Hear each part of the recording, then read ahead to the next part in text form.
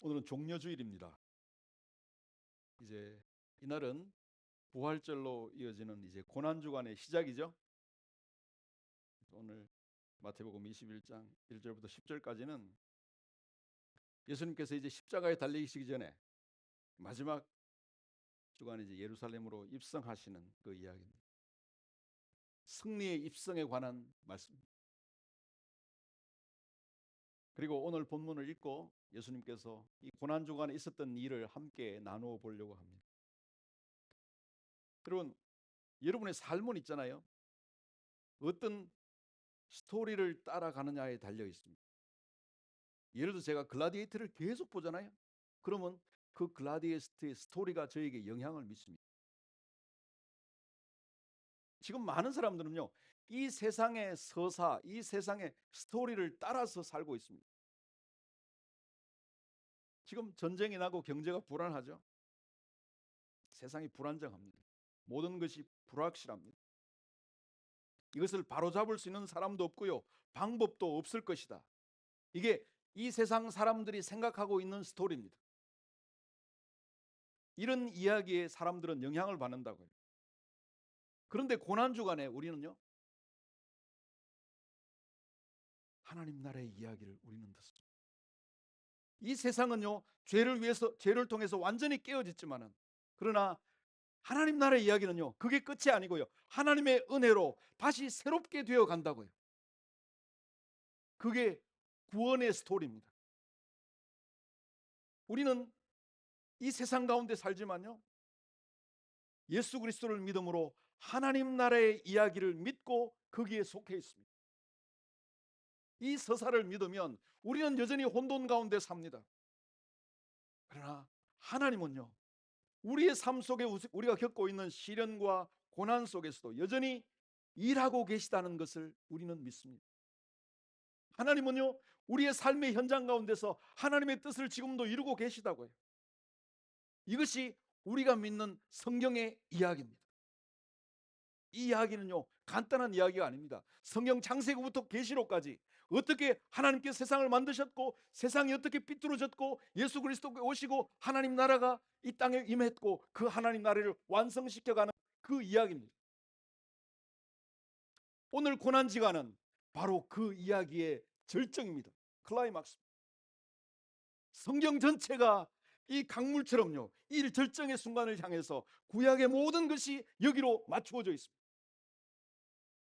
구약의 모든 약속들이 이 그리스도의 구원의 사역을 위해서 그 안에서 성취된다고요. 그래서 우리는, 그리스도를 믿는 우리는 소망이 있습니다. 왜냐하면 하나님께서 예수 그리스도를 이 땅에 보내셔서 이 소망이 없는 이 세상 가운데 저와 여러분을 통해서 무엇을 이루셨는지를 알기 때문입니다. 그리고 우리는 고난주간은 있잖아요, 중심이 나가 아니고요, 대부분의 사람들은 내가 삶의 스토리의 주제입니다. 주인공이라고. 그러나 하나님을 믿는 사람들, 하나님 나라를 믿는 사람들은 그게 아니에요. 예수 그리스도가 그 스토리의 중심이요.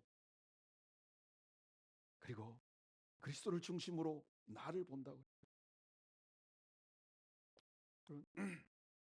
세상 사람들과 크리스천들은 사고 체계가 다릅니다. 자신들이 스토리의 중심이 있고요. 그러나 그리스도인들은 예수님께서 우리의 인생의 주인공입니다. 기억하십시오. 단지 고난주간은요, 성금요일, 영어로 굿 프라이데이라고 그러죠. 성금요일과 부활주일만 있는 것이 아닙니다.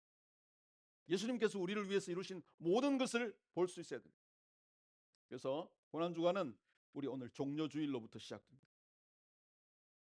우리 집사님 읽으신 마태복음 21장에서 그 본문이 바로 예루살렘의 예수님의 입성, 곧 승리의 입성인데요. 이 장면은 예수님께서 왕으로 오셨다는 것, 왕의 행렬, 프레이드를 보여줍니다. 여러분, 한 나라에 왕이 선포되어서 입장할 때 그 모습을 그대로 보여주고 있다. 예수님은 이 땅에 오셔서 하나님의 나라를 선포하셨고 예수님께서 다스리신 나라가 바로 하나님의 나라입니다. 우리는 예수 그리스도를 믿음으로 그 하나님의 나라에 들어가게 되었습니다. 하나님의 나라는 영원하죠. 내가 오늘 칠드런 토크 하려면 이야기하려고 했는데 안 와가지고 우리 보자. 외준이나 이런 또래들은 김종필을 모를 겁니다. 모르지요? 정일권도 모르죠? 한때 이 시대를 이끌었던 사람들, 왕국의 주인들이었다. 지금은 어디가 있는지도 모릅니다. 그러나 하나님의 나라는 영원합니다. 그 나라는 예수님이 다스리신다고. 그 통치는 영원합니다. 우리는 예수 그리스도를 믿음으로 그 하나님 나라의 백성이 되었다고. 예수님께서는 지금까지 자신이 왕이신 것을 숨기셨습니다. 이제 예수님은 왕이신 걸 드러낼 때를 기다리셨습니다. 그리고 예수님의 정체성을 드러내신 때가 바로 종려주일입니다. 예수님께서 예루살렘에 들어오셨을 때, 여러분, 예루살렘은 오늘로 보면 작은 도시입니다. 인구가 평소 한 4만 명 정도 살았다 하거든요. 그런데 근데 이제 6월절이 되면 각처의 유대인들이 몰려오잖아요. 인구가 한 5배, 6배 는답니다. 그러니까 한 20만 명에 넘는 사람들이 모이죠. 예루살렘이 엄청나게 북적거립니다. 그 엄청난 인파와 열기가 있을 때 예수님께서 예루살렘에 들어오실 때 있잖아요. 왕으로 들어오시는 거죠. 수많은 사람들이요, 호산나 호산나 다윗의 이름으로 오시는 이여, 종려나무 가지를 흔들면 왕으로 오신 메시아를 찬양하는 시간이 그 종려주의라. 여러분, 예수님께서 들어오실 때 사람들은 질문을 가지고 있습니다. 이분이 도대체 누구냐 하는 거죠. 예수님이 누구냐? 그 질문에 대한 답은 분명합니다. 예수님은 누구시라고요? 왕으로 오셨습니다. 그런데 예수님은요, 나귀를 타고 오셨습니다. 그 시기하지 않아요? 여러분, 전쟁 보셨습니까?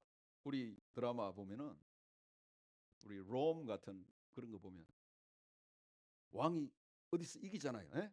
성전보를 가지고 다시 로마로 입성하잖아요. 그러면 종려나무가, 그러니까 종려나무 이렇게 이걸 타게 가지고 말을 타죠. 말을 탑니다. 그리고 그 자기 군인들을 휘하를 받고, 그죠?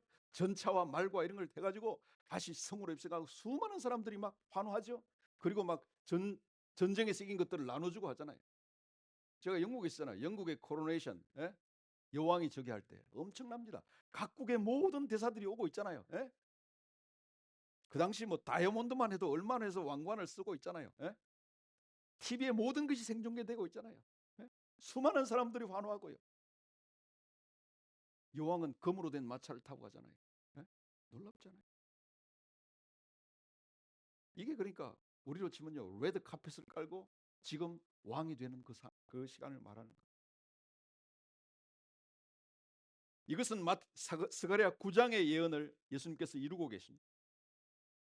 제가 이거 시온에 따라 크게 기뻐할지어다, 예루살렘에 따라 즐거이 부를지어다. 보라, 내 왕이 내게 임하시나니 그는 공의로우시며 구원을 베푸시며 겸손하여 나귀를 타시나니 나귀의 작은 곳 곧 나귀 새끼니라. 여기 보면 그 예수님께서 왕이 오셔서 어떻게 하시는가 하면, 에브라임의 병거와 예루살렘의 말을 끊겠고 전쟁하는 활도 끊으리니 그가 이방 사람에게 화평을 전할 것이요 그의 통치는 바다에서 바다까지 이르고 유브라데 강에서 땅 끝까지 이르리라. 이 말씀 보면요, 예수님은요 왕이시지만요 지금 뭐 트럼프 같은 그런 왕이 아닙니다. 열방의 평화를 가져오는 왕입니다. 그 왕의 통치는요 땅 끝까지 미치는 왕이십니다. 예수님은 왕으로 나타나십니다. 근데요, 이 성경이 말하는 왕으로 오신 예수님은요 우리가 기대하고 있었던 왕과는 전혀 다른 왕입니다. 여기 있잖아요. 겸손하여 뭘 타고 오셨다고요? 나귀를 타고 오셨다. 예수님은요 이 세상의 어떤 왕들보다도, 이 세상 모든 왕들을 모아놓은 것보다도 더 큰 능력과 권세가 있는 분이잖아요. 이 우주와 세상을 만물을 창조하시고 다스리신 분이잖아요. 그런데 예수님께서는 나귀를 타고 입성해요. 그게 우리가 믿는 예수님의 모습입니다. 군대와 마병과 전차를 가지고 들어오시는 게 아니고요. 예수님 옆에요. 배우지 못한 어불들, 세리와 죄인들이 예수님 옆에 있었습니다. 여러분, 이 왕이 얼마나 다른 왕인지, 이 고난주간을 통해서 예수님께서는 왕으로 오신 예수님이 어떤 분이신지, 우리가 믿는 예수님이 어떤 분이신지를 바로 보여주고 있습니다. 예수님은 왕이죠. 그러나 예수님은 섬기러 오신 왕이에요. 이제 종려주일에서 목요일로 넘어가겠습니다. 거기서 우리는요, 예수님께서 이 땅에 섬기러 오셨다는 것을 분명히 보게 됩니다. 근데 예수님은 이 성목요일이 있기 전에 이미 이렇게 말씀하셨습니다. 인자가 온 것은 섬김을 받으려 함이 아니라 도리어 섬기려 하고 자기 목숨을 많은 사람의 대속물로 주려 함이니라. 이 주님의 말씀이 이 고난 주간에 목요일 날 마지막 주간에 그대로 드러납니다. 예수님은 제자들을 모아서 유월절 식사를 나누셨습니다. 이 유월절이 여러분 출애굽 사건을 기억하시죠? 하나님께서 이스라엘 백성들을 애굽의 종살이에서 건져내서 약속으로 땅으로 인도해내신 사건입니다. 그때 흠없는 어린 양이 죽죠. 그리고 그 피를 문설주에 바릅니다. 그리고 그들은 구원을 받습니다. 이것은 뭐냐면 유월절은 뭐냐면요, 하나님께서 구원하셨음을 기억하는 사건입니다. 뭐죠? 하나님이 우리의 구원자가 되신다. 그래서 예수님께서 제자들과 나온 유월절 식사는 그냥 식사가 아니고요, 이스라엘의 출애굽 사건을 다시 기억한다고요. 그래서 하나님께서 다시 우리를 구원하실 것을 기억하는 자리였다고. 새로운 출애굽을 기억하는 자리였다고. 근데 예수님께서 이 유월절 식사를 마치고 나서 식사를 하시고 충격적인 일을 하십니다. 요한복음 14장에 보면 그것이 기록되어 있습니다. 그들이 식사를 하고 있는 가운데 마귀가 이미 시몬의 아들 가룟 유다의 마음에 예수를 팔려는 생각을 넣었을 때에 예수께서 아버지께서 모든 것을 자기 손에 맡기신 것과 자기가 하나님께로 오셨다, 하나님께로 돌아가실 것을 아시고 식사 자리에서 일어나 겉옷을 벗고 수건을 가져다 허리에 두시고 대하에 물을 떠서 제 아들의 발을 씻으시고 그 두르신 수건으로 닦아주시다. 여기 보면 충격적인 사건입니다. 충격적인 사건입니다. 제 아들의 발을 씻기셨다고. 여기 보면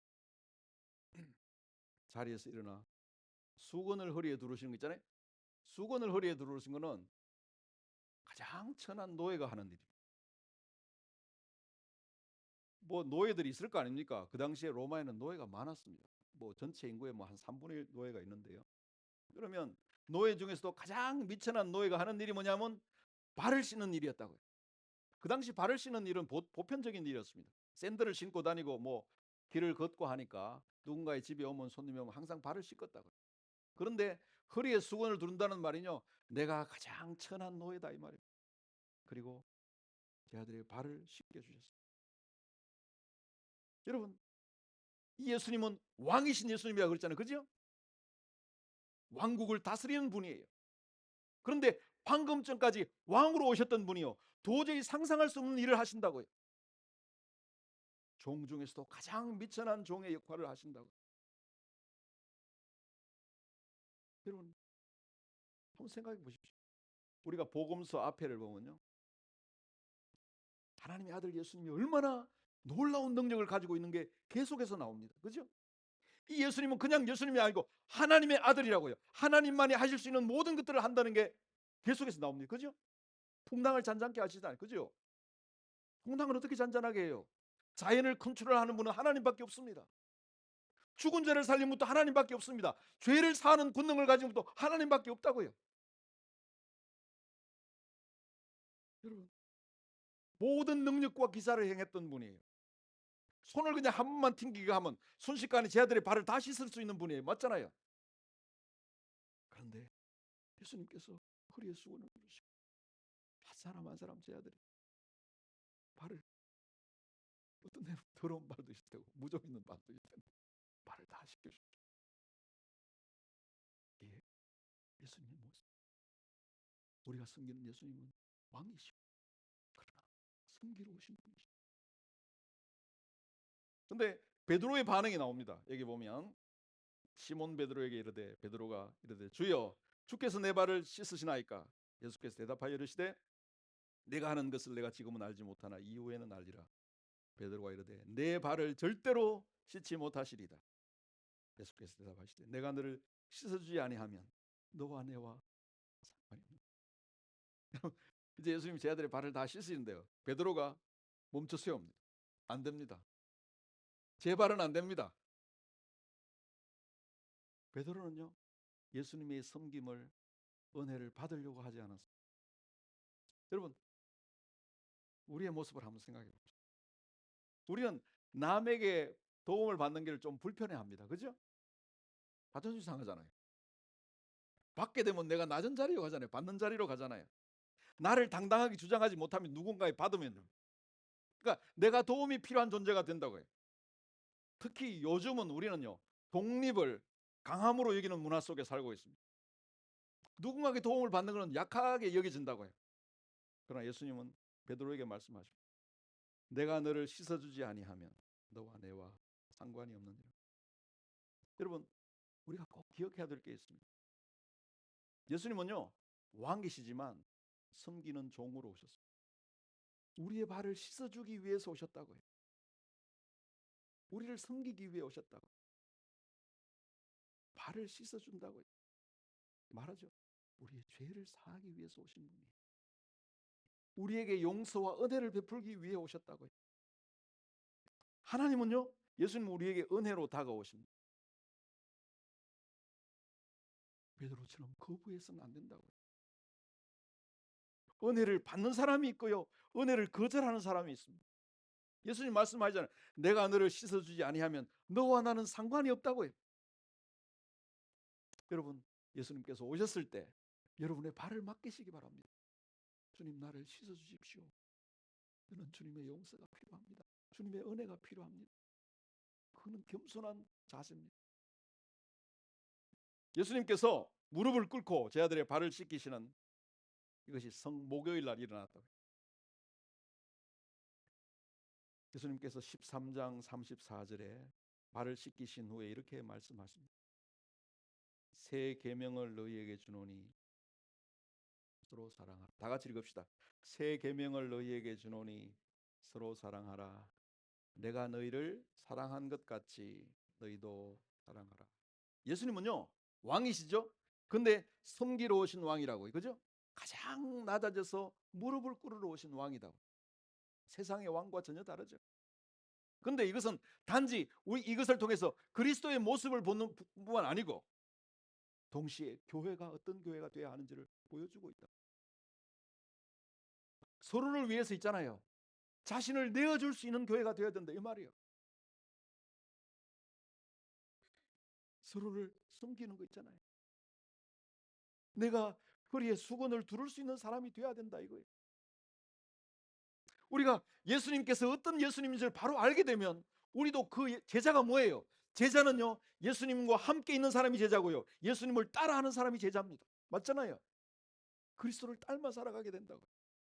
가정에서도 마찬가지라고요. 남편 앞에 자녀에게 섬기는 자가 된다고요. 세상을 바꿀 수 있는 것은요, 말과 전차로 되는 게 아니라고요. 섬기러 오신 그리스도의 모습이 세상을 변화시킬 수 있다고요. 고난중간을 통해서 주님 말씀하셨죠. 내가 주와 또는 선생이 되어 너희 발을 씻었으니 너희도 서로 발을 씻어주는 것이 옳으니라. 내가 너희에게 행한 것 같이 너희도 이렇게 행하게 하려 하여 내가 본을 보였노라. 고난중간을 통해서 이것을 배우시기 바랍니다. 예수님의 통치는 강력합니다. 맞죠? 그러나 그 예수님은 가장 낮아지셨다. 섬기셨다. 그런데 섬기는 곳에 은혜가 있다니까요. 맞잖아요. 하나님의 나라는 그런 곳이라고. 강하지요. 그러나 낮아져서 섬기는 곳입니다. 그게 하나님의 은혜가 있습니다. 둘째로 예수님은요, 고난 받으시는 왕입니다. 이것도 충격적인 이야기입니다. 여러분, 고대 왕들은요, 절대 권력을 가지고 있습니다. 맞죠? 왕이 죽으면 몸종들 다 같이 죽어야 됩니다. 그렇잖아요. 지금 왕하고 대통령이 전혀 다른 왕입니다. 왕이 곧 신이요. 그런데 왕에 대한 기대와 생각을 예수님은 완전히 뒤집고 계시다고요.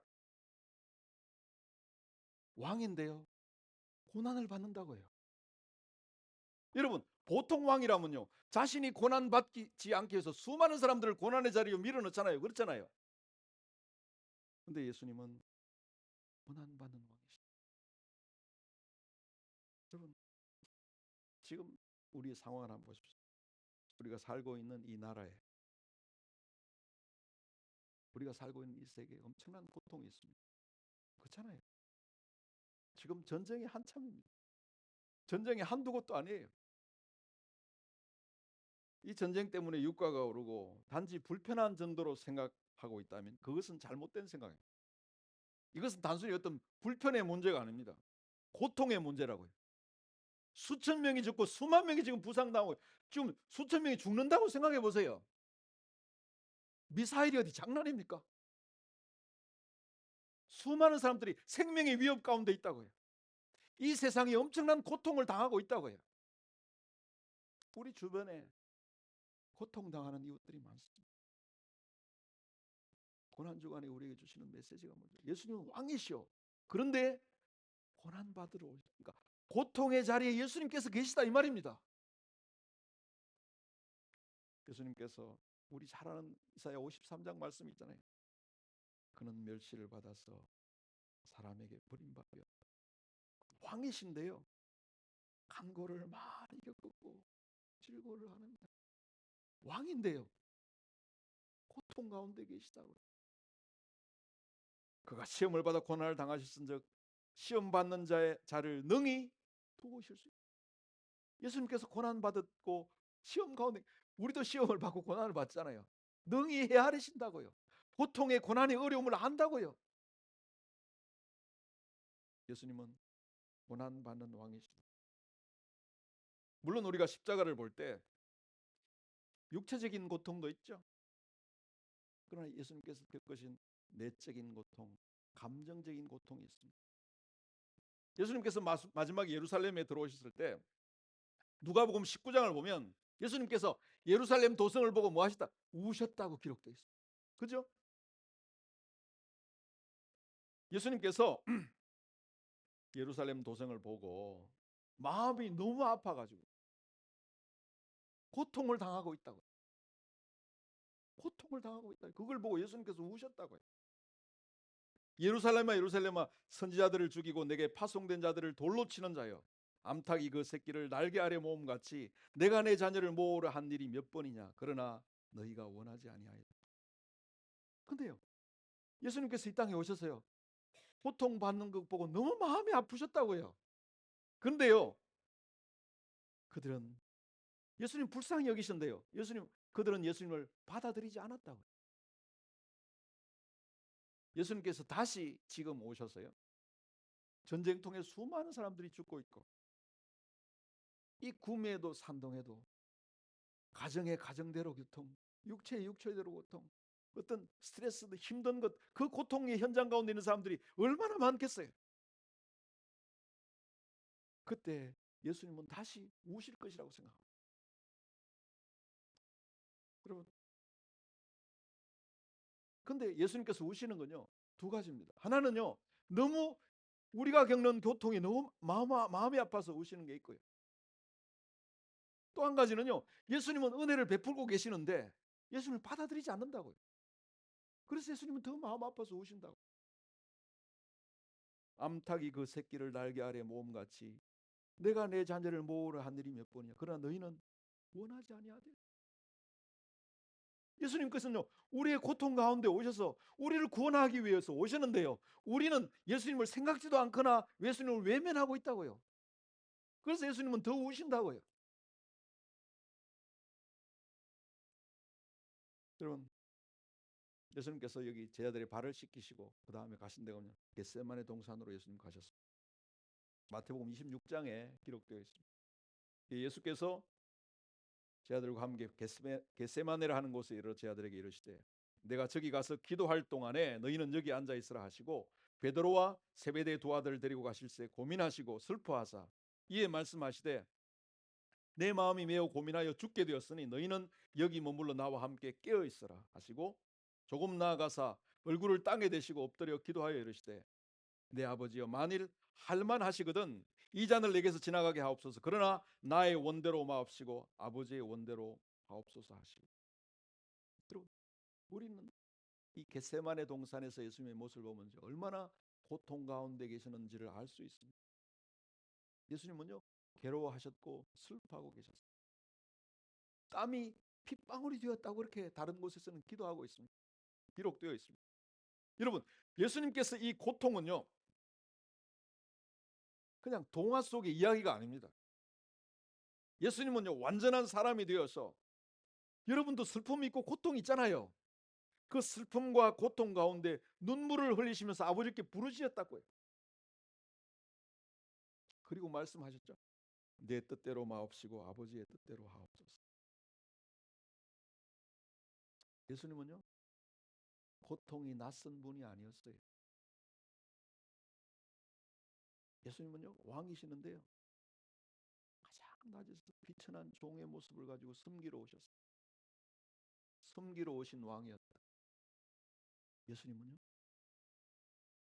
고난 바로 온 왕이었다. 예수님은 전능하신데요, 섬기러 오셨고 고난 바로 왕. 우리가 이 두 가지를 배워야 됩니다. 그런데 세 번째가 있습니다. 예수님은 구원하시는 왕이시라 하는 겁니다. 여러분, 예수님께 이게 종려주를 들어오셨을 때 수많은 사람들이요, 예수님을 왕으로 맞이했어요. 호산나 호산나, 다윗의 왕으로 오신 이여, 이렇게 외쳤다고. 근데요, 금요일로 들었어요. 금요일날 그 짧은 시간 동안에, 이 주일부터 금요일 그 며칠 동안에 상황이 완전히 바뀌어 버립니다. 예수님을 향해서 찬양하고 소리치던 그 무리들이 예수님을, 그 군중들이요, 예수님을 십자가에 못 박아라, 십자가에 못 박아라, 그렇게 외치는 사람들이 됩니다. 왜 그렇습니까? 그들이 생각했던 왕과 전혀 다른 왕의 모습을 보았기 때문입니다. 그죠? 그들은 고난받는 왕을 원하지 않았습니다. 통치하고 다스리는 왕을 원했죠. 십자가에 죽는 왕을 절대로 원하지 않았다고요.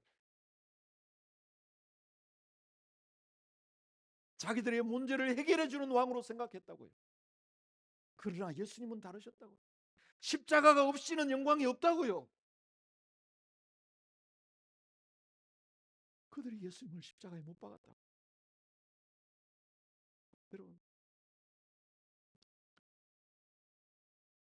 우리의 모습이 그러하지 않습니까? 우리는 예수님을 왕으로 예배합니다. 그런데요, 예수님을요, 나의 기도를 들어주고 나를 축복해 주시는 그 왕으로 생각한다고요.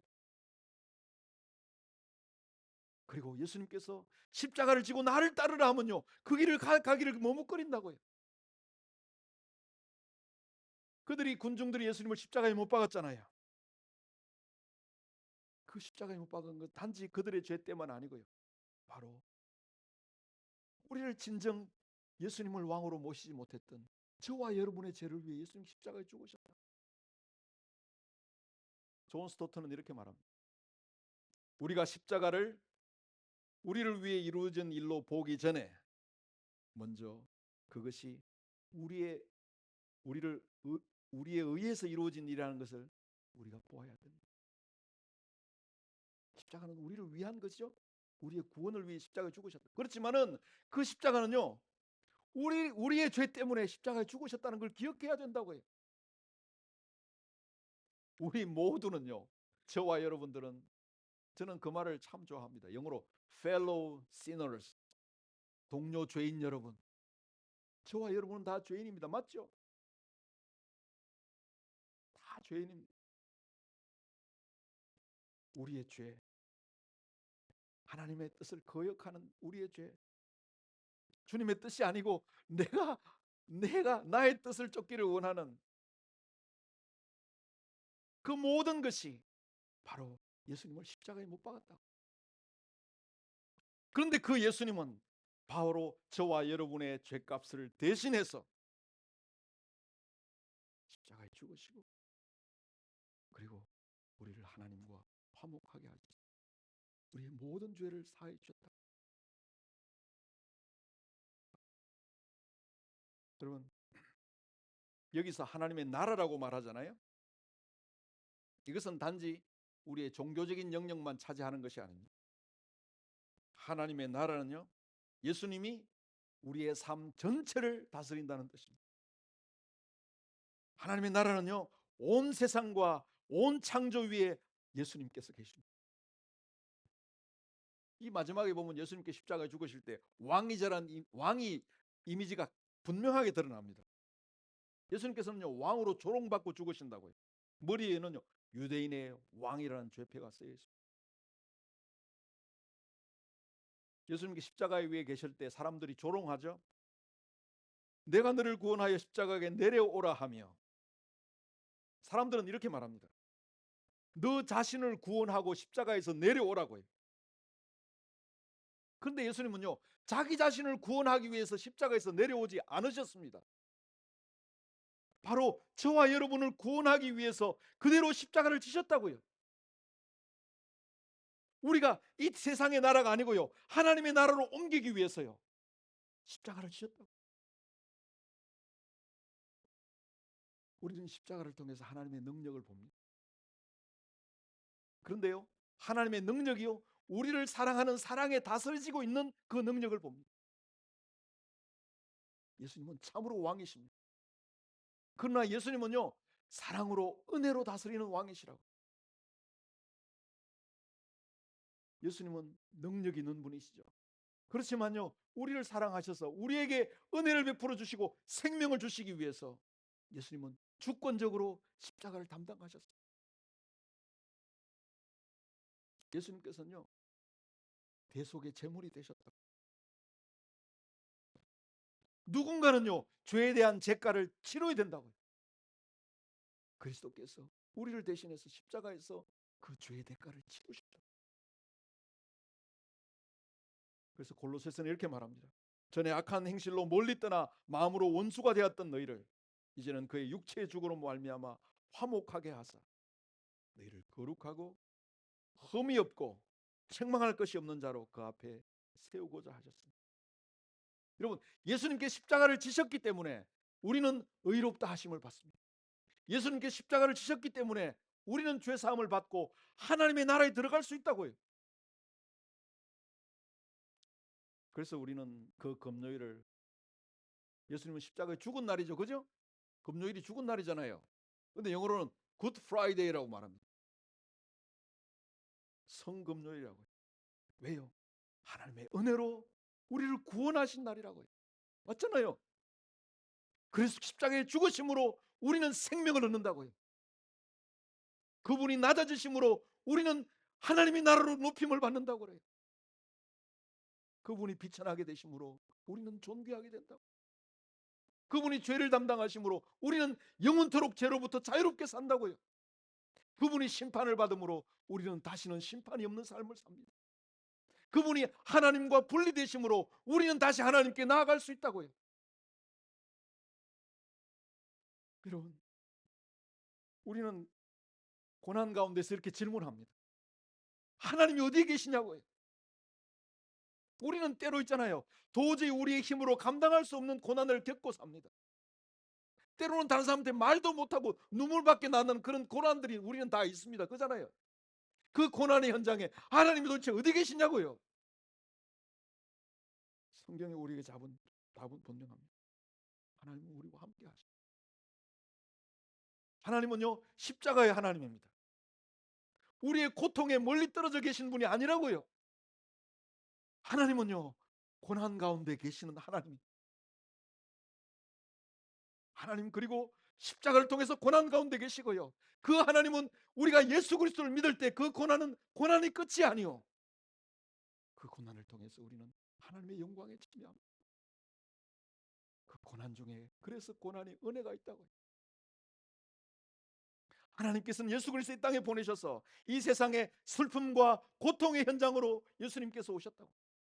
그 예수님은 지금 우리가 겪는 고통과 슬픔과 그 현장에 주님께서 와 계시다고 했다.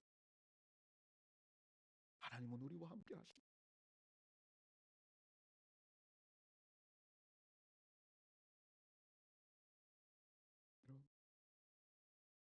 오늘 고난 주간을 우리가 지나가면 다시 우리의 주님을 바로 보았으면 좋겠습니다.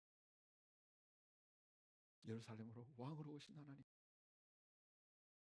통치하시고 다스리시는 만왕의 왕이신 하나님, 그 주님은 우리의 수군을 두르시고 진지자들의 발을 씻기시고 가장 낮아지고 숨기는 자로 오셨습니다. 그리고 우리에게 말씀하시고, 너희도 자들의 발을 씻어주라. 내가 너희를 사랑한 것처럼 너희도 그렇게 사랑해. 그리고 예수님은 고난의 왕으로 오셨습니다. 하나님은 고난받는 왕으로 오셨습니다. 그 고난의 주님은 저와 여러분이 겪는 고난의 현장에 함께 계십니다. 그리스도와 연합한 자는 십자가 끝이 아니고 고난이 끝이 아니고 고난 가운데 은혜가 있고요, 고난 가운데 하나님의 능력이 있고요, 고난 가운데 지혜가 있습니다. 우리는 모르죠. 왜 고난을 겪는가요? 그러나 십자가에는 하나님의 지혜와 능력이 있습니다. 여러분, 예수 그리스도를 믿음으로 고난의 현장 가운데 하나님께서 우리에게 주셨던 그 놀라운 구원의 능력을, 구원의 은혜를 경험하는 여러분들이 되시기를 주님의 이름으로 축복합니다.